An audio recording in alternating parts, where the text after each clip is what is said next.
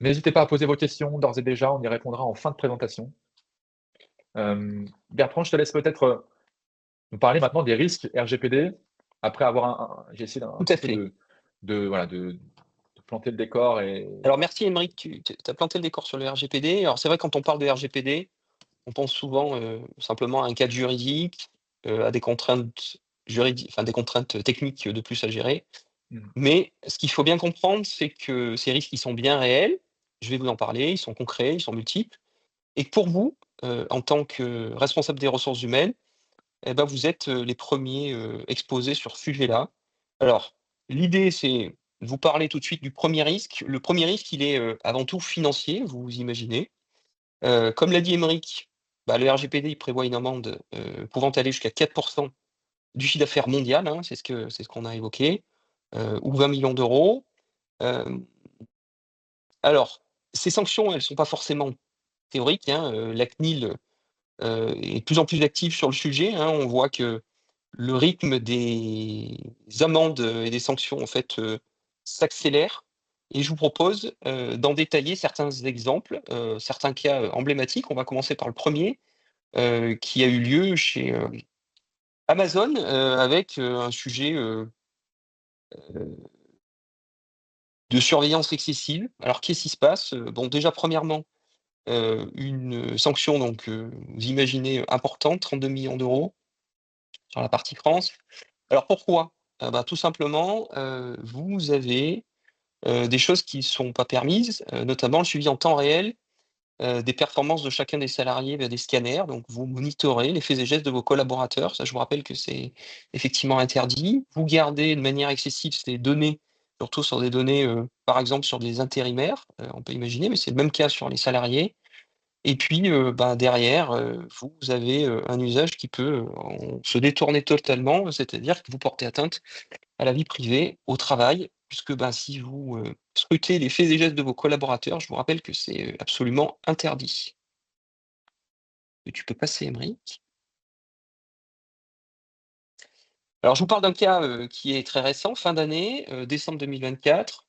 Là, le montant est plus restreint, mais en tout cas, il est, on voit que ça touche pas, forcément que les GAFA, hein, là, c'est une agence immobilière, donc même cas de figure, une surveillance vidéo excessive, donc bah, des caméras placées, un peu partout et puis surtout dans des zones, qui, ne justifient pas la présence de caméras. Le sujet des caméras, ben, c'est un sujet majeur, hein, vous avez le droit d'équiper vos locaux, vos sites de caméras. Par contre, seulement ici, elles sont à des endroits qui, en justifient. Donc, je prends un exemple, dans une industrie, vous n'avez pas le droit de mettre des caméras dans des vestiaires. Ça, c'est des choses qui sont totalement interdites. Ensuite, bah, vous enregistrez, en fait, des périodes, complètes sans justification totale. Vous en gardez, donc là des exemples, pour citer, c'est des captures d'écran et puis, régulières. Alors là, il y a plein de choses qui sont interdites. Bon, tout ça, c'est des manquements, vous pouvez les lire. L'idée, c'est juste de vous donner un peu des exemples. Bien entendu, vous devez informer vos salariés, alors ça, vous le voyez quotidiennement, hein, dans la vie, pas forcément que professionnelle, mais dans la vie publique, vous voyez plein d'écriteaux qui vous indiquent, une mention comme quoi, le site est sous vidéosurveillance. Ça, c'est des choses que vous devez, informer. Donc là, vous devez totalement le mettre. Ensuite, bah, un exemple de manquement encore, parce que, cette agence immobilière n'avait pas réalisé une analyse d'impact. Heu, donc ça, c'est, effectivement, obligatoire si vous ne le faites pas sur, des traitements à risque élevé. Bah, je vous rappelle que, c'est un manquement et puis, ensuite, on va, parler, plutôt de sécurisation des données et ben là, l'agence, pour le coup, était aujourd'hui, en défaut, parce qu'elle ne prenait pas les mesures qui s'imposent pour, bien sécuriser les données qui étaient, collectées. Tu peux ouais, donc continuer, Aymeric? Ouais. exactement, donc en fait, ce qu'on remarque, hein, quand même, et puis là, vous verrez, la CNIL le rappelle bien. On remarque en fait que, le principaux, enjeux sur, la conformité RGPD RH, dans le cadre des sanctions et ce qui revient le plus dans les sanctions, liées au RH, c'est la vidéosurveillance et le droit des personnes avec des salariés qui, sont mal informés ou pas informés, en fait, sur l'usage de leurs données et ce qu'en fait l'entreprise, et surtout des collaborateurs qui ne peuvent pas exercer leurs droits puisque l'entreprise ne leur répond pas ou alors ne traite pas leurs demandes. Et ça, en effet, c'est des enjeux qui sont assez marqués et qui reviennent fréquemment dans les sanctions qui sont prononcées et communiquées publiquement par la CNIL. Donc c'est pour ça qu'on Alors, toutes ne voulait. sont pas communiquées, hein, Aymeric, on le Oui, précise, oui, vous oui, on le avez un précise. certain nombre de sanctions qui sont communiquées, heu, toutes ne sont pas, publiquement connues.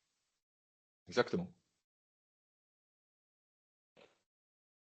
Alors là, on fait un rappel, mais finalement, c'est ce qui est publié dans les rapports, annuels de la CNIL, où en fait, elle rappelle les grands manquements, qu'on peut citer, comme le disait Aymeric, ben, effectivement, c'est les exercices de droit non respectés, les demandes ne sont pas traitées dans les délais et ça forcément c'est un vrai sujet. Heu, Ne pas le faire, on vous l'a dit, ben, c'est un manquement, hein, et ça ouvre souvent, une fuite qui peut être, un contrôle à distance ou un Mmh. contrôle, directement, chez vous, hein. Parce que la CNIL fait aussi des contrôles distants, sans se déplacer chez vous. C'est des choses qui arrivent et puis, on le rappelle, on en a pas mal parlé dans les exemples que je vous ai évoqués. Elle rappelle que les sujets de vidéosurveillance au travail doivent être extrêmement encadrés, donc bien communiquer avec vos salariés, limiter le champ d'action. Vous n'avez pas besoin d'avoir une vision 360° de ce qui se passe, hein, mais uniquement des zones qui le nécessitent. Et puis, bien entendu, ne filmez pas les zones privées. Je cite l'exemple des vestiaires, mais ça peut être les toilettes, ça peut être les zones de pause type votre restauration sur votre lieu de travail, toutes ces choses-là, bien entendu. L'autorité de contrôle de la CNIL le rappelle, c'est des choses que vous ne devez pas faire. Il Je faut pas continue, justifier et Émeric. fonder, en effet. Ouais, Oui. effectivement. Alors, j'ai parlé du risque financier, c'était le premier. Bien entendu, il y en a d'autres. On va parler de la marque employeur et de l'attractivité RH. Alors, ce deuxième risque, il touche l'image et la confiance. Donc, une mauvaise gestion de vos données personnelles, elle peut sérieusement, en fait, entamer votre marque employeur. On sait que c'est important. Aujourd'hui, les candidats comme les salariés, ils sont sensibles à la protection de leurs données.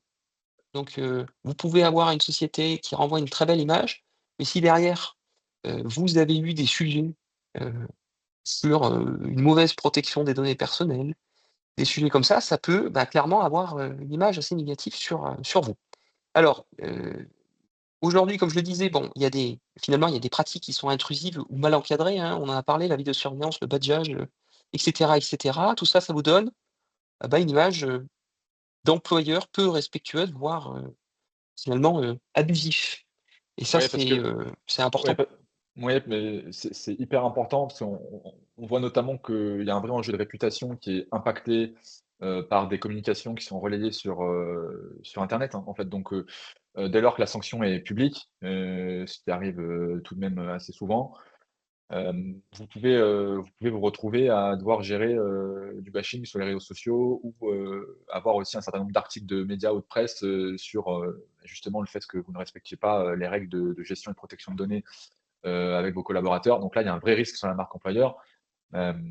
Typiquement, si on prend ici le cas alors Amazon Logistique France qui reste une grande entité, mais on peut prendre d'autres cas sur des plus petites entreprises. Mais quand Amazon voit donc des articles de presse sur le fait que son activité a une vidéosurveillance trop oppressante, trop excessive et intrusive sur la vie au travail des salariés, ça ne fait pas bonne presse pour votre marque employeur. Et si vous avez une stratégie marque employeur et de branding au sein de votre société, ces sujets-là sont assez stratégiques. Alors ensuite, on va passer au risque juridique, heu, donc tout ce qui est litige avec vos salariés. Alors, petit rappel, là, on a le top 3 des plaintes, en 2023. Celles de 2024 ne sont pas encore publiées. Donc finalement, on retrouve dans ce trio, le premier c'est les usages sur internet. Le deuxième c'est le travail, donc c'est finalement, au sein d'une entreprise, ça c'est le deuxième. Et puis, le troisième c'est les échanges business, commerciaux que vous pouvez avoir. d'accord? Hem, le lieu de travail, donc au sein de votre entreprise, c'est, aujourd'hui la deuxième thématique, c'est la deuxième, comme je vous disais, sujet, le plus cité des plaintes auprès de la CNIL. Donc c'est important. Tout ça, ça pèse 18 des plaintes reçues par la CNIL. C'est important de le rappeler et en termes de rythme, c'est quand même 8 plaintes RH par jour. Heu, c'est bien entendu des volumétries alors, ça pourrait être beaucoup plus important, mais c'est quand même, plus important que ce qu'on pourrait l'imaginer. Parce que là, c'est des vraies plaintes au niveau de la CNIL. Après, vous pouvez avoir des phases contentieuses qui sont, l'objet, Mmh. d'utilisation, heu, des données personnelles, hein. Alors, pour en parler de ces risques, juridiques, comme je vous le disais, c'est devenu un véritable outil de contentieux, heu, avec les salariés, hein, il arrive de plus en plus souvent qu'un salarié en désaccord avec son employeur, Mmh. mobilise le volet protection des données personnelles pour, exercer clairement, un levier de pression, dans une discussion. Ensuite, il y a, de plus en plus des avocats en droit du travail qui utilisent, le RGPD pour, les défendre dans des phases, prud'homales ou autres, heu et surtout pour, mettre en avant, une surveillance, comme on l'a dit, excessive, des manquements de transparence, sur vos traitements RH. Donc c'est devenu clairement un outil de contentieux.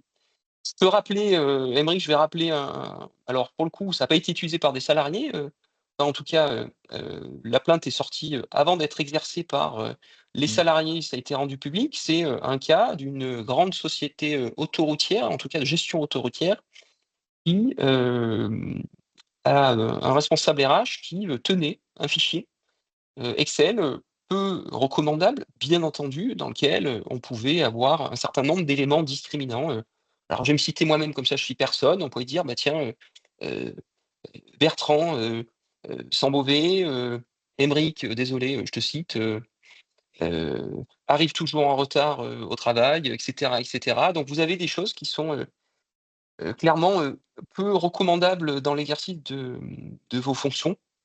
Et donc là, bah, cet exemple de cette société autoritaire, a été porté au grand jour puisque, les collaborateurs ont eu, accès à ce fichier-là et ont porté plainte. Hem, Au final, indépendamment de l'action, qui peut être faite par l'autorité de contrôle, là, ça a été porté, devant les tribunaux et on a une personne, un DRH qui a été, condamné, heu, à une sanction pénale, hein, qui est quand même, une peine de prison de 6 mois avec sursis. Mmh. Donc on voit qu'il y a aussi des sujets qui sont aussi importants. Alors bien entendu, son employeur, derrière, aura des répercussions, mais on voit bien qu'il y a quand même des sujets. Avec ses salariés, il faut être très précautionneux, sur l'usage que vous pouvez faire des données. Oui, alors là, on aime bien, citer ce sujet parce que c'est un exemple qui est, bon, qui est farfelu parce qu'évidemment, en tout cas, on espère que vous faites pas la même chose, chez vous, mais ce sujet, des contentieux avec les salariés, on le voit de plus en plus, hein. Nous, sur le terrain, on rencontre, des entreprises tous les jours, pour parler de leur enjeu RGPD et on voit qu'il y a une grande partie, alors de plus en plus, une grande partie d'entreprises qui se sentent, très concernés par ce volet-là et qui veulent, vraiment éviter, tout souci avec des collaborateurs. Hem Et ces entreprises, ne font pas, exprès, et souvent sont en défaut sans le savoir. C'est-à-dire que, Et c'est un heu usage qui est fait au quotidien, mais sans mauvaise intention. Encore une mais fois, oui, on n'imagine pas les conséquences que tout cela peut avoir, et bien exactement. Mais souvent, c'est souvent ça, hein, les litiges, toutes les actions qui sont sanctionnables, ou sanctionnées ne sont pas forcément toutes volontaires. Néanmoins, bah, avec le RGPD, vous avez un cadre qui doit être, particulièrement respecté, au risque de effectivement d'avoir des salariés, un peu vindicatifs sur ce sujet-là. 4e, risque, c'est un sujet sur le volet, de la RSE ou de l'éthique. Donc le respect du RGPD, comme je vous le dis, c'est pas simplement une obligation légale ou un sujet de conformité. Aujourd'hui, c'est un véritable enjeu de responsabilité sociétale. Alors, il y a beaucoup d'entreprises qui affichent aujourd'hui des engagements forts en matière de RSE. Elles publient des chartes publiques, des chartes, pardon, éthiques. On le voit dans des rapports annuels. elles adhèrent à certains labels qui sont proposés sur le marché et elles valorisent surtout, leur impact environnement et sociétal. Mais on oublie souvent que la protection, en fait, des données personnelles, elle fait, partie pleinement de ces engagements. C'est d'ailleurs très clair dans la norme, ISO 26000, j'en parle rapidement, hein, je vais pas être spécialiste dans ces éléments-là, mais en tout cas, cette norme ISO, elle définit la responsabilité sociétale comme, l'intégration volontaire de préoccupations sociales, environnementales et éthiques dans les activités de l'entreprise, y compris dans les pratiques RH et ça, c'est important. Mmh. Donc forcément, cette RSE, elle commence en interne, avec les salariés, et ça, c'est important. Donc tout le volet, des salariés avec l'éthique qui est associée est extrêmement important. Le 5e risque, c'est un risque, concernant la fuite de données et la confidentialité. Ça, c'est le risque, qui est redouté un peu par tous, et qui est souvent, pour le coup, sous-estimé. Donc on parle, ici d'informations extrêmement sensibles. On le rappelle, tout ce qui est données de salariés, les coordonnées et cetera sont des données extrêmement sensibles et pourtant, bah, ces données, elles ont, tendance des fois à circuler, heu, finalement, bah, quand il y a une fuite, elles sont dérobées et donc aujourd'hui on peut avoir des sujets. Donc on le rappelle, en fait, ces données, il y a des fuites, majoritairement la plupart du temps, c'est dû à, une mauvaise sensibilisation de vos collaborateurs, hein. La fuite de données, elle vient souvent de l'interne, pas forcément, mais c'est par mégarde, on clique sur un email, c'est finalement le mauvais email de phishing et puis on clique et puis, derrière ça entraîne des répercussions, ou un prestataire RH qui n'est pas conforme au RGPD, Aymeric en a parlé, mais c'est aussi extrêmement, important et donc, ben, aujourd'hui, tout ça, encore une fois, est important de le signaler. Le dernier risque, c'est finalement les risques liés à l'intelligence artificielle. Heu, on le voit apparaître, en fait, bah, de plus en plus. Pourquoi? Et bah, parce que beaucoup des outils IA, alors, sans forcément, citer, uniquement, que, les IA type, ChatGPT, et cetera, mais en tout cas les usages de l'IA, au sein, des entreprises, aujourd'hui, peuvent, entraîner, un certain nombre de répercussions. D'où l'importance que ces outils, on le répète, soient des outils qui soient validés, par la DSI ou, par les DPO de votre société. Pour éviter de ce qu'on appelle, de se retrouver avec le shadow IT, le shadow IA. C'est, une utilisation d'outils, heu, utilisés, par, les collaborateurs en interne, mais qui, sort de tout contrôle ou en tout cas de sensibilisation à ces usages-là. Voilà, donc il faut faire attention parce que, ben, on le rappelle, mais il peut y avoir des transferts de données lorsqu'on utilise un ChatGPT, pour le citer, et que vous, y injectez des données personnelles, si vous n'y prenez pas garde, bah, la donnée peut être, utilisée, dans l'apprentissage et dans les réponses qui sont fournies, au quotidien. Donc attention Mmh. à toutes ces données que vous pouvez, envoyer Oui. sans, avoir connaissance, d'où elle va et comment elle va être utilisée. Donc faites attention, sensibilisez vos collaborateurs au quotidien sur ces usages. Ça, c'est vraiment un nouveau risque, hein, qui est arrivé, sur l'année 2024. On le voit de plus en plus, en discutant avec des DRH, ou avec des DSI, que les collaborateurs, utilisent leur propre, voilà, leur propre compte, ChatGPT, leur compte, perso et pour essayer d'accélérer leurs tâches au travail et ils se retrouvent à, parfois, téléverser des documents, un peu confidentiels ou des documents internes tout simplement et tout ça rentre dans l'IA, est utilisé par l'IA. Derrière, on ne sait pas, forcément ce que ça voilà, ce qu'il peut y avoir, forcément comme répercussion. En tout cas, on sait que les données, peuvent être partagées et entraîner donc les modèles de réponse et dans certains cas, on aimerait que certaines, informations et données, ne ressortent pas, dans cet outil-là. Donc il faut faire très attention. Je vous recommande d'aller dans vos paramètres ChatGPT et de désactiver la fonction de partage d'informations pour entraîner les modèles de l'IA. Heu, Elle est disponible, désormais sur GPT. Je vous invite à le faire. C'est dans vos paramètres, vous allez dans, voilà, enfin dans l'espace paramètres sur GPT, de telle sorte à ce qu'on vous réduisez un petit peu les risques là-dessus, mais ça ne ça ne suffira pas, hein. Il faudra quand même sensibiliser en interne, pour évidemment que vos collaborateurs ne partagent pas, des données internes dans ces outils-là. Heu, donc ça, on va en parler. Merci, beaucoup Bertrand pour, la présentation de ces risques, les grands risques, RGPD en RH. Donc on a essayé de vous expliquer, bah, potentiellement ce qu'une non-conformité RGPD ou ce qu'une négligence, pouvait potentiellement avoir comme répercussion. Maintenant, je vais vous partager les 5 erreurs RGPD, qu'on a relevées, donc les plus fréquentes qu'on a relevées depuis, 6 ans, de manière assez factuelle. La première, c'est une mauvaise gestion des demandes de droit. On voit que, la première non-conformité RH, souvent est, une non-réponse à une demande de droit. C'est-à-dire un ancien, collaborateur ou un collaborateur, actif, qui fait une demande, sur, ses données personnelles et l'employeur, fait l'autruche et ne répond pas et souvent, quelquefois, ça peut déboucher sur une plainte, puisque vous avez 1 mois pour répondre. Donc, au bout des 30 jours, le collaborateur peut déposer la plainte. Très facile, hein, vous allez sur le portail, du site de la CNIL, et puis vous déposez une plainte en, 2 minutes, top chrono. Et donc on se rappelle, il y a 8 plaintes RH par jour sur le RGPD qui sont transmises à la CNIL.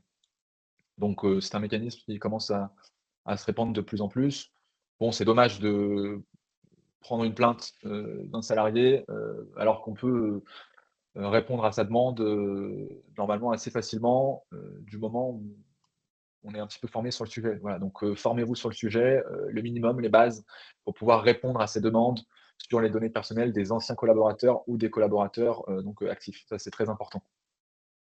La deuxième erreur qu'on voit, c'est la vidéosurveillance et là, on a commencé déjà à bien en parler au cours de cette présentation. On vous a donné des exemples de sanctions, donc vous avez vu pour que des grandes sociétés, ça peut avoir une répercussion, sur plusieurs millions d'euros. Pour des petites sociétés, on parle de dizaines de milliers d'euros, mais ce qui est quand même impactant en fait à l'échelle, d'un CA d'une PME. Je pense que tout le monde peut se passer d'une amende de 10, 20, 30, 40, 50 000 €, hem et faire attention aux bonnes pratiques, dans le cadre de la vidéosurveillance. Donc évidemment, si on prend un exemple type qu'on voit, hein, généralement, alors Bertrand, tu as parlé du secteur de l'industrie, on peut parler d'autres secteurs qui ont des mécanismes de vidéosurveillance. On filme des postes de production 24 heures sur 24, ou des endroits en effet où on n'a pas nécessité de filmer, et on n'informe pas surtout sur, la vidéosurveillance, et ça aussi, hein, il y a un devoir d'information, donc savoir où vous filmez, pourquoi vous filmez et à quoi ça sert. Les salariés doivent être, informés sur ces sujets-là.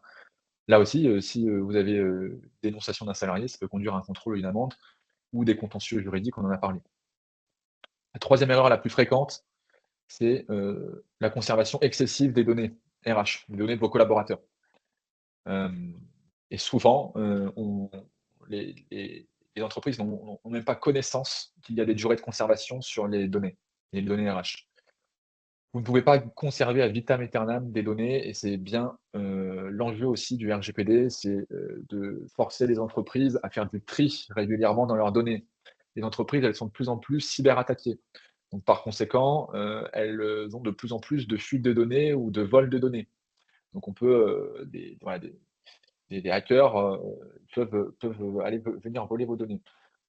Si vous faites le tri de manière régulière et que vous respectez les durées de conservation, dans la mesure du raisonnable, bien évidemment, vous évitez, et vous réduisez le risque de fuite de données et ça, c'est important à comprendre et donc, on vous invite encore une fois, soit à vous former, soit à vous faire accompagner pour que vous puissiez, pas conserver les données, au-delà d'une certaine, durée, évidemment. On prend, le cas d'un DRH qui peut conserver tous les CV qu'il, voit passer depuis 10 ans, dans un drive, partagé parce qu'on partage ça avec ses collaborateurs et son service RH. Il y a un ancien candidat qui, veut exercer son droit à l'oubli et eh bien là, vous, répondez pas à la demande ou vous n'exécutez pas la demande. Il peut y avoir une plainte et mise en demeure, un contrôle de la CNIL. La quatrième erreur la plus fréquente, c'est la sécurisation des données. Hem et là, on voit que tout un tas de données peuvent être partagées, par email sans accès sécurisé. On peut prendre le cas d'un prestataire de paye qui envoie les bulletins de paye, en pièce jointe, par Outlook, aux collaborateurs. Mmh. Le souci, c'est que si, un de vos collaborateurs, est hacké, ce qui arrive de plus en plus fréquemment, hein, même sans vous en rendre compte, ça pose souci. Notamment, donc sur la paye, mais sur, peut-être des données de santé ou d'autres, types de données que vous collectez. Donc, là, évidemment, essayez, d'utiliser des solutions sécurisées pour, partage de données, restreindre les accès aussi, faire en sorte que quand vous partagez un dossier sur SharePoint, à minima que les accès soient restreints à un petit groupe de personnes et uniquement les personnes qui sont concernées par, le document ou les informations en question. Donc là, encore une fois, formez-vous et faites-vous accompagner sur ces sujets si ça vous semble, un petit peu compliqué pour vous. La dernière erreur, donc la plus fréquente que l'on constate, c'est le non-contrôle des sous-traitants. Donc, on rencontre beaucoup d'entreprises qui pensent être, très propres sur le RGPD, bien faire les choses parce qu'elles sont de bonne foi, elles sont très volontaires et elles veulent absolument gérer et protéger les données personnelles de leurs salariés conformément à la réglementation, ni plus, mais ni moins. Heu et bien souvent, cette bonne foi, elle suffit pas par, méconnaissance de la réglementation et en effet, le fait que, heu, faire appel à un prestataire qui n'est pas en conformité, de fait, vous-même aussi, vous avez donc un trou dans la raquette et vous êtes responsable des données que vous confiez à un prestataire. Donc assurez-vous de la conformité de vos prestataires.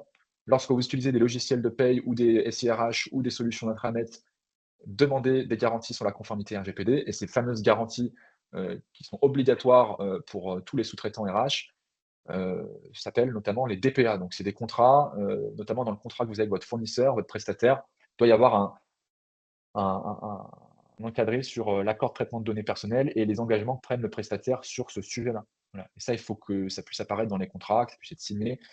Encore une fois, si vous n'avez pas cela, on vous invite à vous faire accompagner. On vous expliquera juste par la suite, ce qu'on peut, proposer pour vous simplifier la vie sur ces sujets qui, je vous l'accorde, sont pas forcément évidents pour, les DRH et les services RH.